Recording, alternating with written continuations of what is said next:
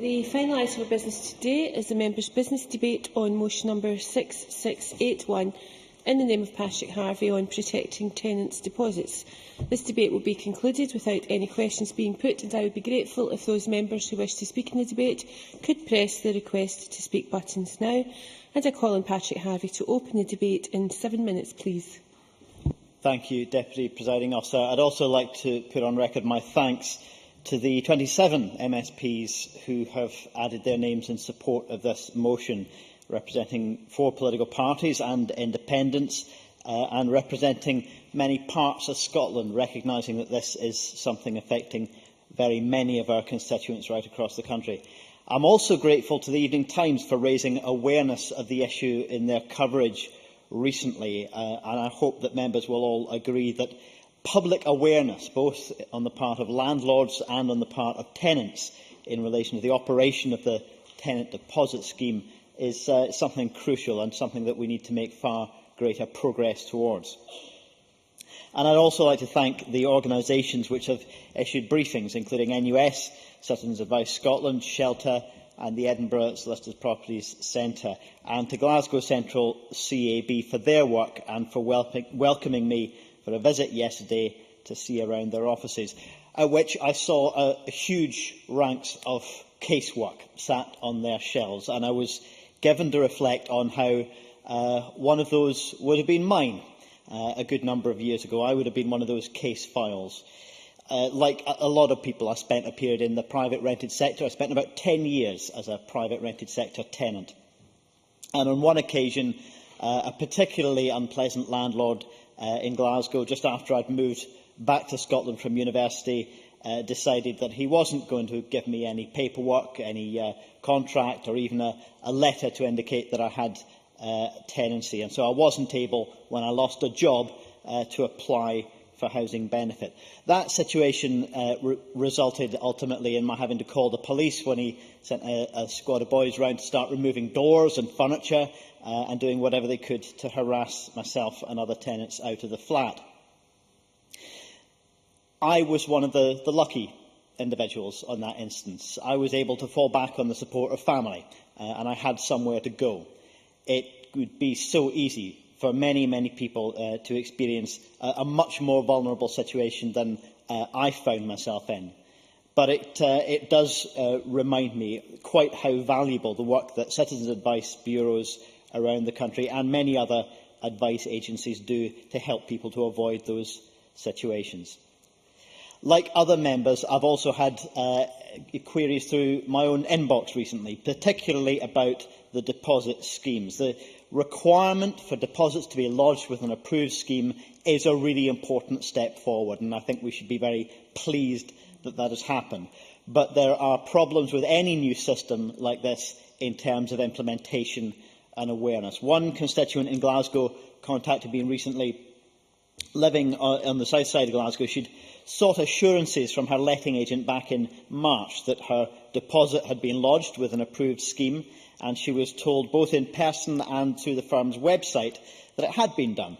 But on checking with the scheme, she was told there was no record of that letting agent working with the scheme in any dealings whatsoever. The agency has since failed to offer a reason why false assurances were given, or to pass my constituent details of her landlord, so that she can establish whether the agency alone was responsible for these actions, or whether the landlord was also responsible, because she remains concerned for the other tenants who may be in a similar position.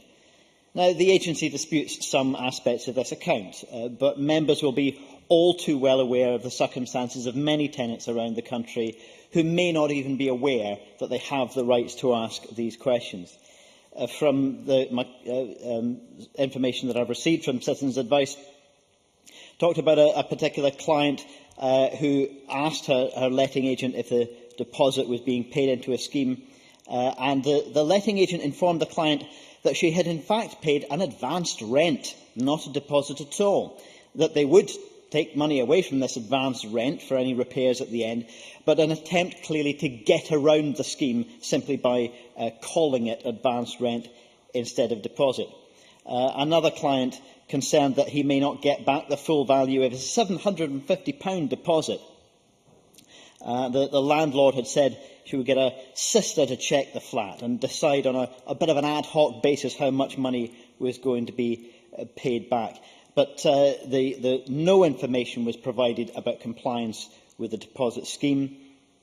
And as soon as questions started coming in from the client in this instance, they started sending out notes about fairly arbitrary increases in rent levels. Clearly, another attempt to try and resolve this by getting uncooperative or unruly or awkward questions from tenants simply to go away. And on another account, a verbal account of a client who had been told by their former landlord that the deposit would only be returned once a new tenant had been found for the property, because the landlord simply didn't have the money. Indicative, I think, of the apparent view of some landlords and some letting agents that a deposit isn't really a deposit.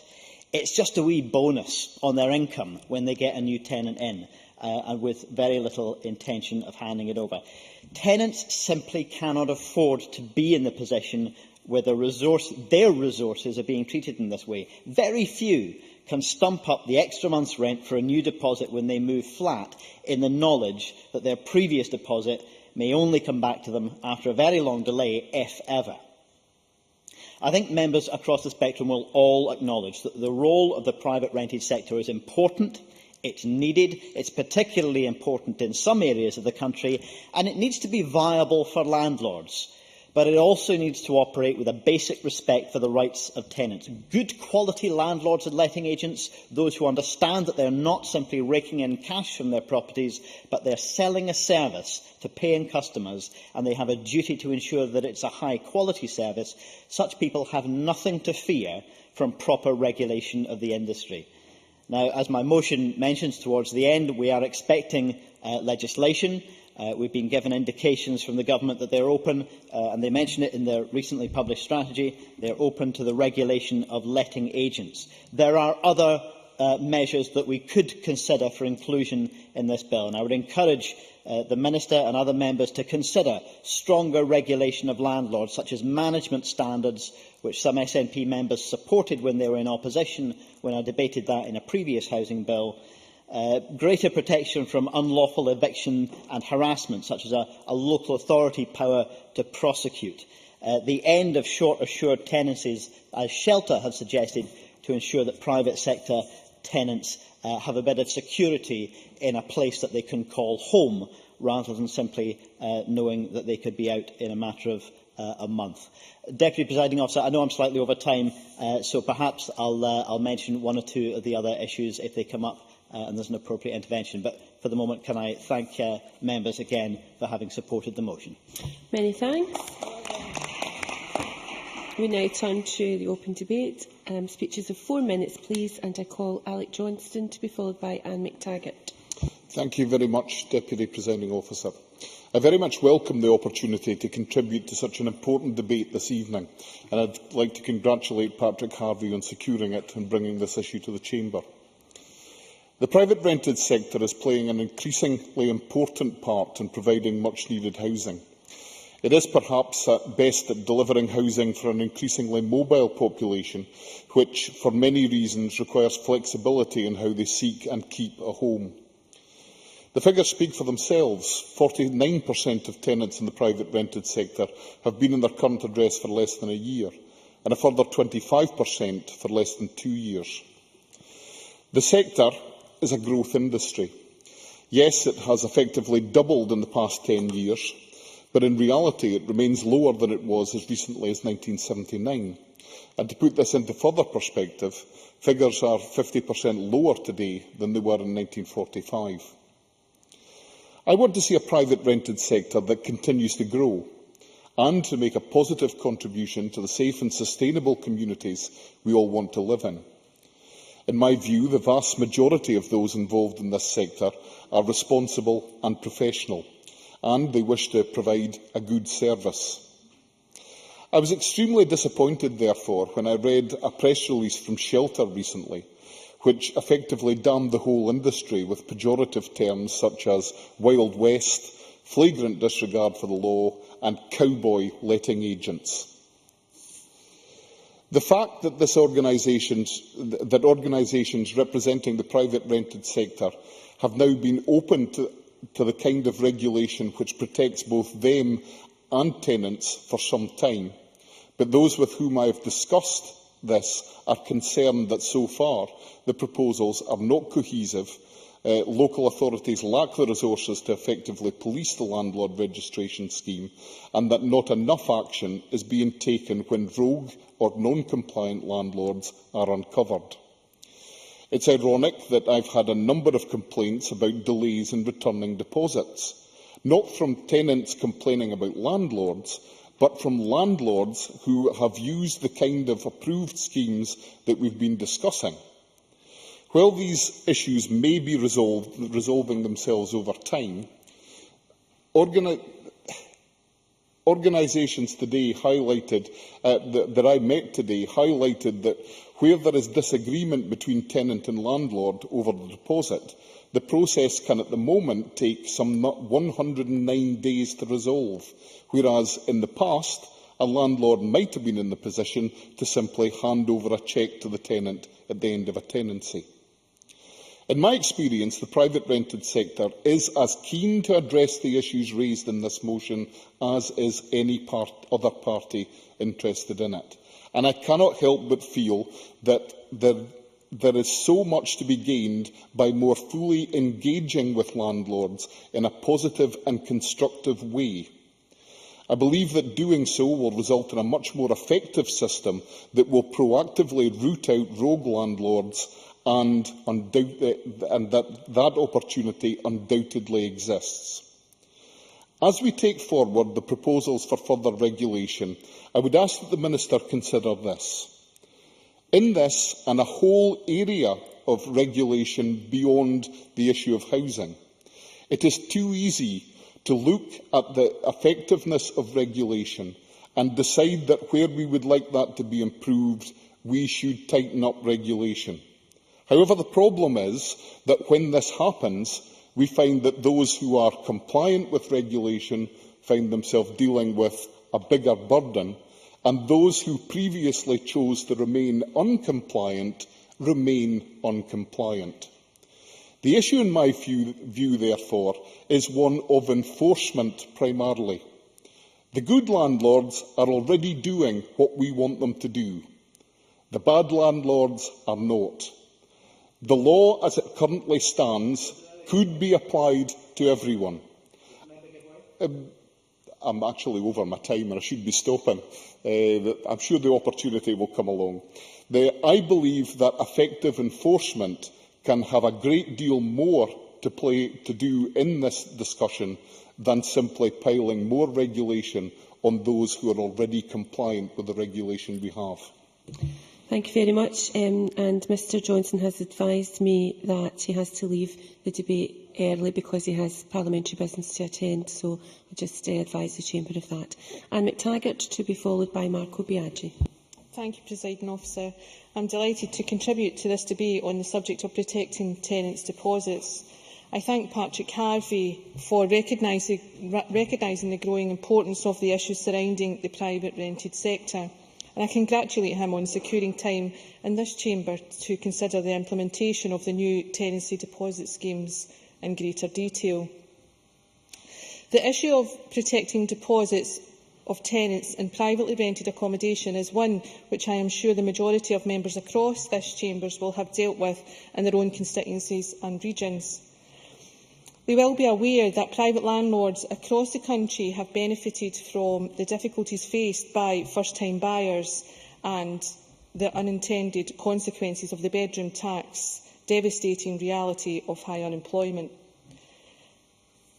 This combination of factors has meant that the size of the private rented sector has doubled in the past 10 years and now accounts for 12% of all housing stock. In my own region of Glasgow, I am aware of several tenants, and it's often young tenants, who have had their deposits unfairly retained on the basis of highly questionable justification and often with no explanation whatsoever. That is why I welcome the introduction of the tenancy deposit schemes and the legal requirement to register deposits in one of 3 approved schemes. However, I am profoundly concerned that since the introduction of the requirement, only half of all deposits have actually been registered. This failure has considered in some detail by Citizens Advice Centre, who have highlighted that 55% of tenants are completely unaware that the landlords are legally required to register deposits, despite the fact that it is the tenants themselves who are required to take action if the landlords have not registered their deposit in one of the compulsory schemes. Furthermore, Citizens Advice have confirmed that nearly 30% of all housing inquiries are concerned with the private rented sector, and specifically with the unfair retention of deposits by landlords. The Scottish Government must recognise the scale of the challenge they face in achieving compliance with the deposit schemes and provide the additional resource that will be necessary to achieve the principal aim of ensuring tenants' deposits are not withheld by unscrupulous landlords.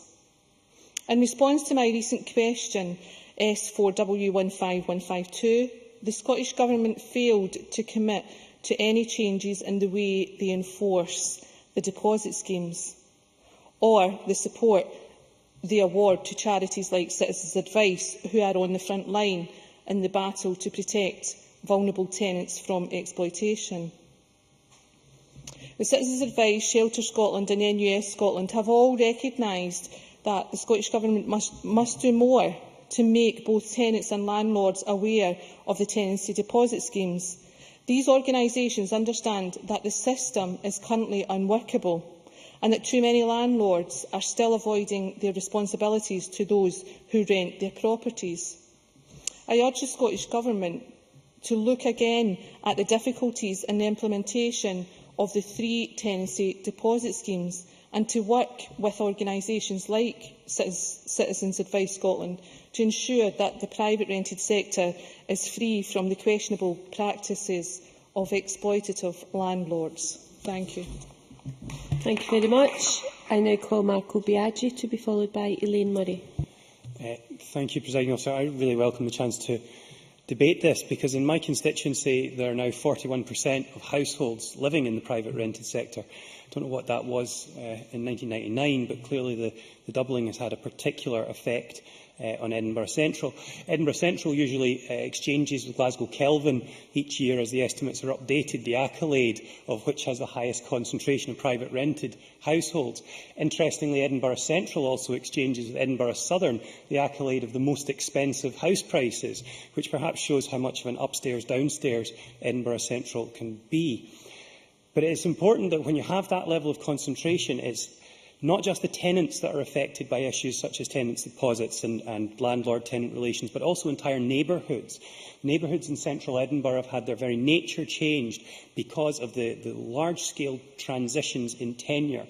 And what this motion points to at the end, in terms of the regulation of letting agents, the regulation of the sector, is something I would really very strongly endorse, because the current system that we have is straining under the weight of regulation. It's not just in enforcing tenants' deposits, but it's also in enforcing some of the things that have been around for longer, like landlord registration and the PRHP's time to resolve cases.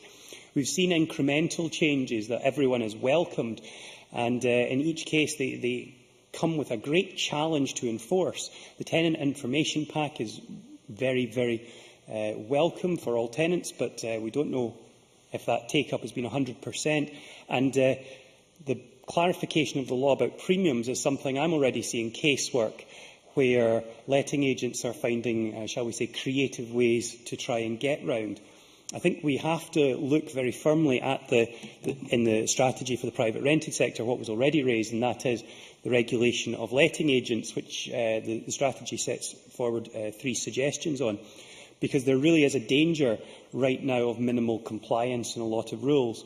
Let's not forget as well, there are very hard to reach populations that we are talking about. We're talking very much in Edinburgh about migrants, about young people, about people who used to be homeless and are housed temporarily in the private rented sector. Often I find the students actually have access to the best advice through their students' associations, and it is the rest that get the other large, bulky groups in population terms that really are encountering the problems.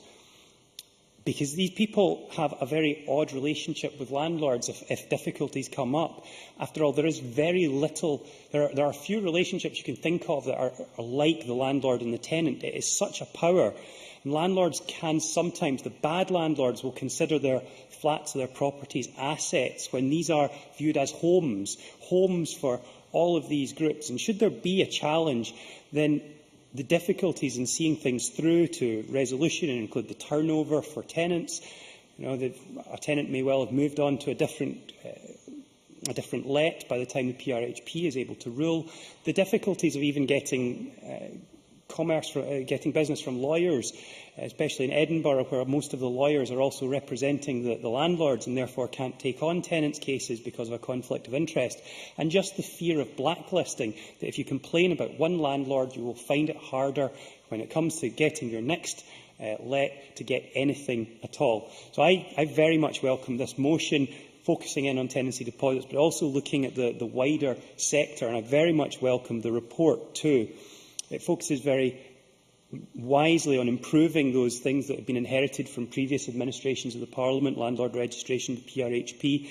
I welcome the idea of the online information hub, and while I think there are some groups of private tenants that will really benefit, like young people, it won't reach them all, and we do have to at all times have the hard-to-reach groups at the front of our minds. Regulation of letting agents as well, also looking in future at housing standards. After all, in energy efficiency terms, the private rented sector are at almost the very bottom. And indeed, the consideration of the suitability of a new tenancy system, which I know Shelter has argued for, and might go a long way to turning flats and other properties from assets really, truly into homes. Thank you very much. Elaine Murray, to be followed by Malcolm Chisholm. Thank you, Deputy Presiding Officer. I too would like to congratulate Patrick-Harvie for securing the debate, as the failure of many landlords to comply with the regulations by the required date last month is a matter of considerable concern. The Housing Scotland Act of 2006 gave ministers the power to introduce regulations establishing tenancy deposit schemes, and a Scottish Government review in 2009 found that a significant majority of tenants in the private sectors had deposits withheld partially or totally at the end of their tenancy, and actually around three-quarters of those had actually been withheld unfairly. So there's evidence that quite a lot was going on, and evidence for this has been presented to us in the briefings we've had from Citizen Advice and from the NUS. But as Patrick-Harvie suggested, a lot of us with personal or constituent experience know that this is going on. My eldest son, for example, has rented a number of properties over the last 4 years in the Leith area. He's had to fight to get his deposit back when he's moving from one flat to another. He's had excuses about having to send in cleaners when, in fact, the tenancy of the property was considerably cleaner when he left than when he moved in, and other problems in finding out who the actual landlord was from the letting agent when his boiler blew up on one occasion, and on another occasion the pipes froze from being inadequately insulated. The tenants have all these sorts of problems in getting to find out who the responsibilities of their landlords. So the consultation in 2010 on the introduction of the regulations did find widespread support, other than from private landlords and letting agents, but most people did support the introduction of the tenancy deposit schemes. So now landlords are required to do a number of things. They're required to deposit register the deposit with a tenancy deposit scheme within 30 days, or from the beginning of the tenancy, or by the 15th of May for existing tenancies. And they're also required to provide the tenant with certain information about their deposit, actually information you think tenants would get, from a reasonable landlord: the amount, when it was received, the address of the property, a statement confirming that the landlord is registered with the local authority, and the name of the tenancy deposit scheme with which it's registered, and the conditions under which it can be retained. Say, fairly simple bits of information. I don't think that the problem lies so much with the regulations, however, but with awareness and enforcement. Tenants can indeed receive up to 3 times their deposit in compensation if their landlord does not comply with the regulations. However, this requires a tenant to know their entitlement, and also to be prepared to take their landlord to the Sheriff Court for non-compliance. And it also requires landlords to know their obligations and what the consequences of not conforming could be. The ESPC stated in their briefing that they felt that the Government also take action to raise awareness of the regulations for both tenants and landlords. But I think it can also be argued that the Government needs to facilitate the enforcement of the regulations, because, as Marco Biaggi was saying, many of the Private sector tenants are young. They may not feel comfortable about threatening their landlord with court action if he or she does not provide the necessary information within 30 days of the tenancy starting, or indeed even asking their landlords whether their existing deposit has indeed been lodged in a tenancy protection scheme by the 15th of May this year. We do not know, of course, the reasons why so many landlords have not complied. It may be ignorance on their part, but it may also be that some landlords and some letting agencies are simply chancing their arms and ignoring the legislation as they don't believe that they will be caught. In answer to a question from me on the 22nd of May, the Minister indicated that local authorities had the power to take action whether there was evidence of non-compliance with tenancy deposit legislation, and that this could be taken into account during landlord registration. I would therefore welcome further detail regarding how local authorities can access information. Would it be through tenants providing evidence of lack of compliance? And as Alex Johnson stated, there is some concern about the success of landlord registration, because I certainly have heard that the legislation is not always being complied with adequately enforced. And indeed, as with any other offence, knowledge that offenders are likely to be caught and punished acts as a considerable deterrent. Thank you very much.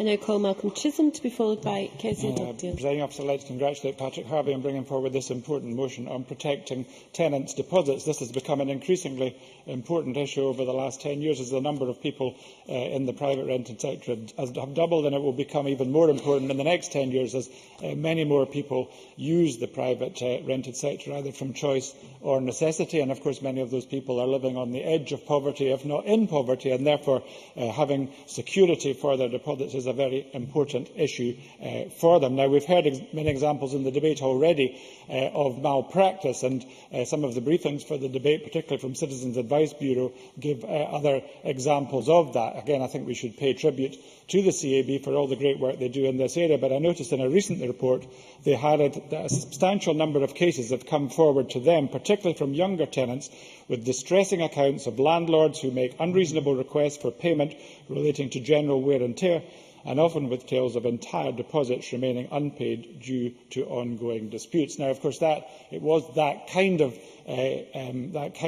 example and that kind of misuse of the system that led to the legislation on tenancy deposit schemes. Actually, in the 2006 Housing Act, if I can be permitted to say, which Joanne Lamont and I piloted through the Parliament, although the scheme was only, in fact, introduced in July 2012. Now, there's no doubt that the scheme can work well. I think in principle it is an excellent system which protects the rights of tenants and also avoids those sometimes complex court cases that have resulted in the past because of disputes about deposits. But the fact of the matter is that many thousands of landlords have not registered, and that, in a sense, is the main reason for the debate today. So what can be done about that? Well, firstly, tenants must be aware of their rights, and in particular the right to report if the landlord is not enrolled in one of the three schemes.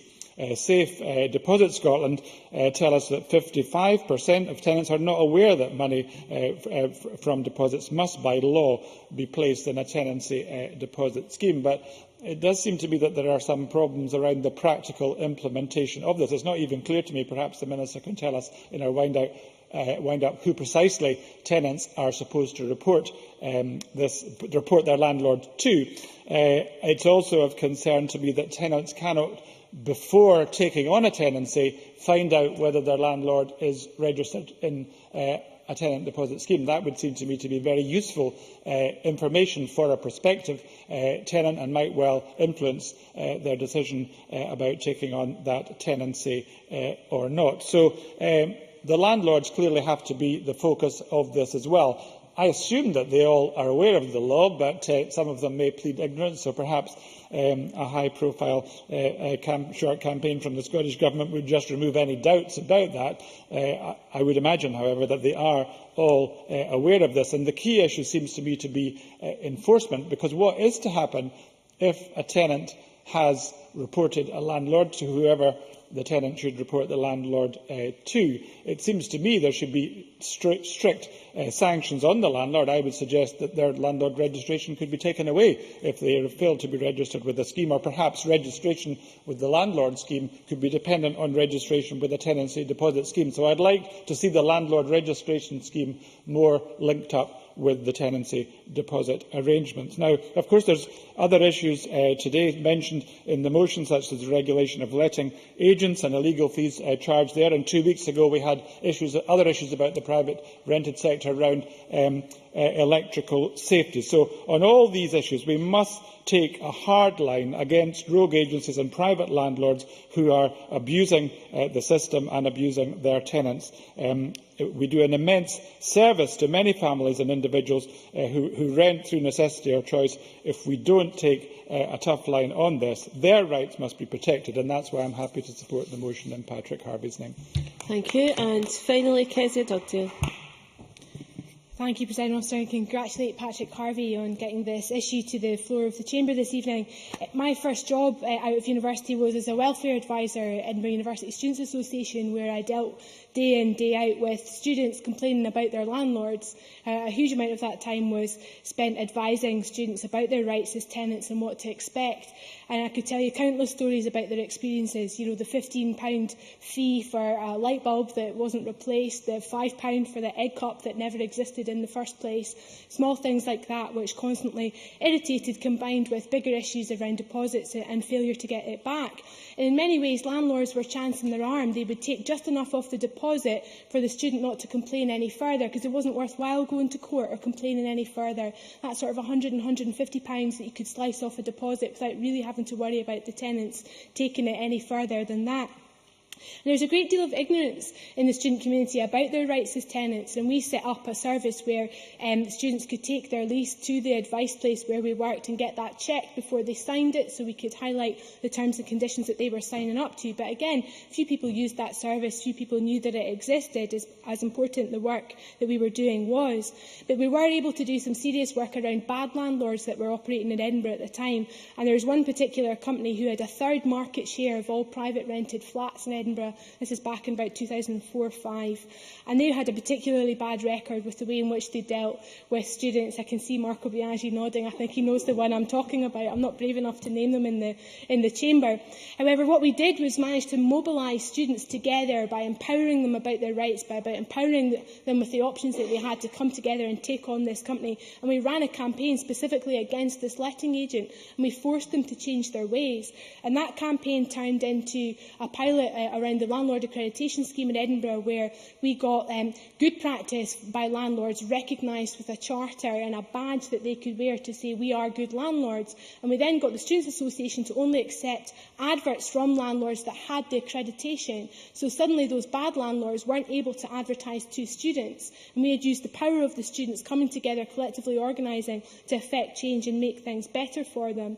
And I recognise that the private rented sector isn't just for students, and as Marco Biaggi says, in Edinburgh in particular, we're talking about a very diverse mix of people, a lot of young professionals, a lot of migrants, a lot of people moving out of homelessness into private rented sector accommodations. But once again, I remember, legislation designed in this Parliament to protect tenants being used against the very people they were supposed to protect, because around 2006 we were still campaigning against housing of multiple occupation quotas. People in local authorities were trying to use the legislation which was protecting tenants to limit the number of properties in Edinburgh where young people could live, and all that was doing was forcing up rents for people who could least afford to pay it. So we've got to make sure that when we create these new systems, we don't have unintended consequences which actually increase the amount of money that people have to pay or damage their rights. And I'm already hearing cases of people having to pay holding fees as well as deposits. So landlords are already working their way around the legislation and finding different ways to do it. So 10 years on, things are better. We do have a tenancy deposit scheme, but there are other challenges around the sector. And as others have mentioned, the private rented sector has doubled in the last 10 years. And we maybe need to think about how we evolve housing in the country going forward, because for many people, they don't want to own a home. They want a security of tenure which doesn't involve the ownership of property.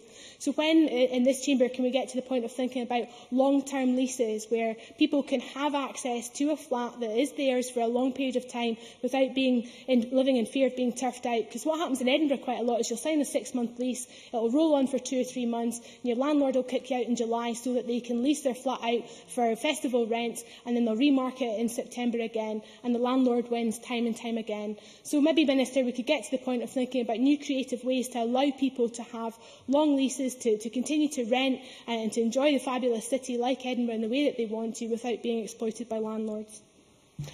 Thank you very much. And I can now invite Margaret Burgess to respond to the debate. You have 7 minutes, Minister. Okay, thank you, Presiding Officer. And I'd also thank Patrick-Harvie for bringing this issue forward for debate, because it is something that clearly is important to all of us here. And I've listened very carefully to what's been said, and I'll cover some of the points in response to members' contributions. But I want to say that I share the concerns for tenants who are treated unfairly when the time comes to lodge or return deposits.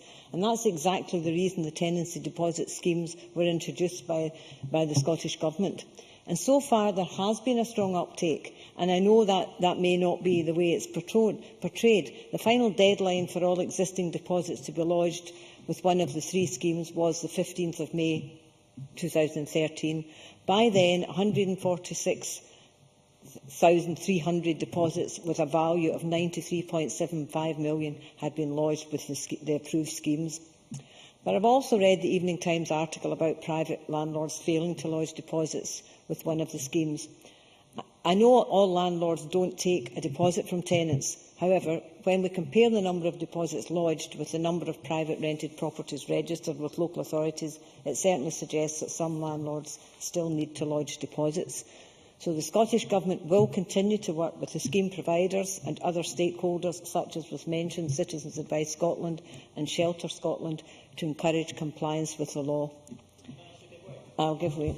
Patrick-Harvie. Would the Minister consider one option, which is ensuring that no landlord has any legal justification for withholding a deposit which hasn't been lodged with an approved scheme? Minister. Landlords must lodge deposits with an approved scheme. That's why the schemes are set up, and that's the rules of the scheme. If a landlord is not doing that, the landlord is breaking the law. And I'll cover some of the points you make about how that can be enforced as we move on. But I do believe, and it was mentioned by, I think, Kezia Dugdale and others, that good advice and information can lead to improvement in the confidence of consumers and the quality of service they receive. And like Patrick-Harvie, I think the Evening Times highlighting of the work of the Glasgow Central CAB was important. And like Vincent Trudy, the manager of Glasgow Central CAB, I urge all private tenants to check their deposit has been paid to one of the schemes, and all of us that are elected in this chamber should be highlighting this at every opportunity. We want to encourage tenants to think of themselves as consumers who can raise standards in the sector, and that's one of the reasons why we recently introduced the Tenant Information Pack, which provides key information for tenants and for landlords in an easy-to-read format. And it also includes information on the rights about protecting deposits. And the launch of the pack, I think it was Marco Biaggi might have mentioned it, is supported by the new Renting Scotland website, which is co-funded by the Scottish Government and Shelter Scotland.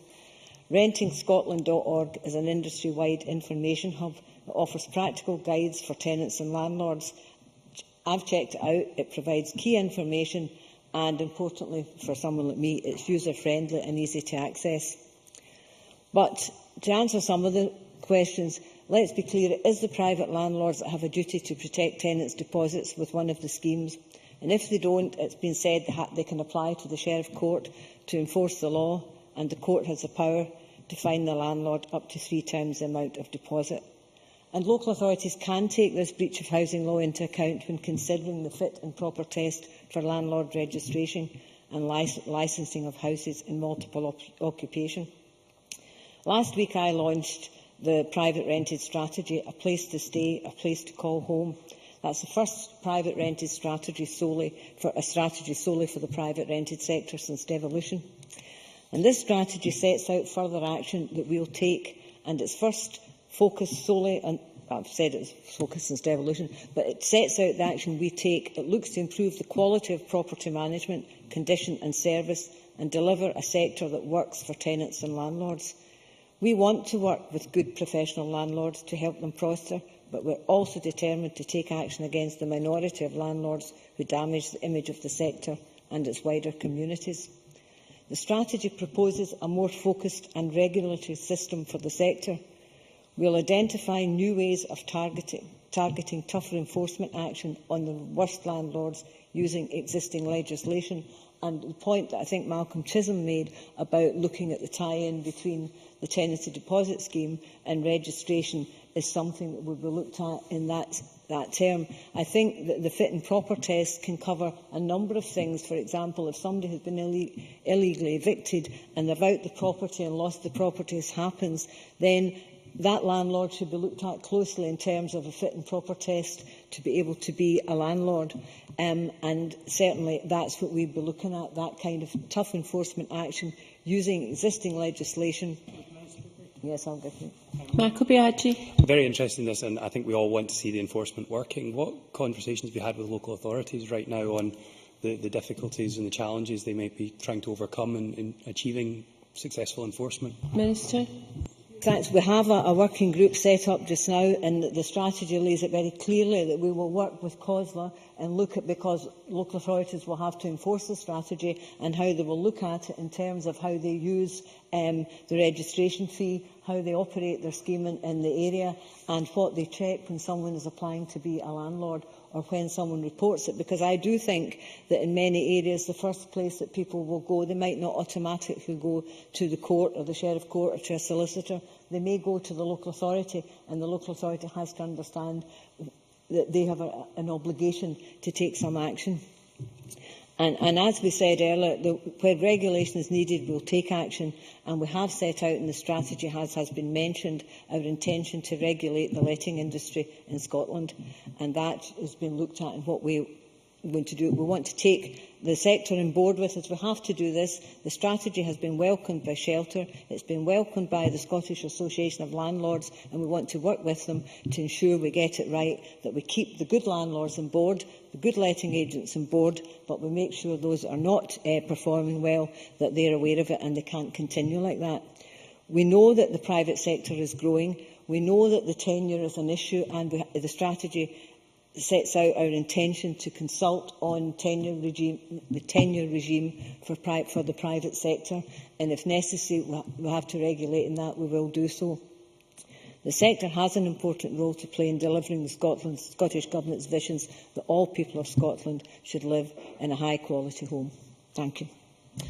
Many thanks, and that ends Patrick Harvie's Members' Business Protecting Tenants' Deposits, and I now close this meeting of Parliament.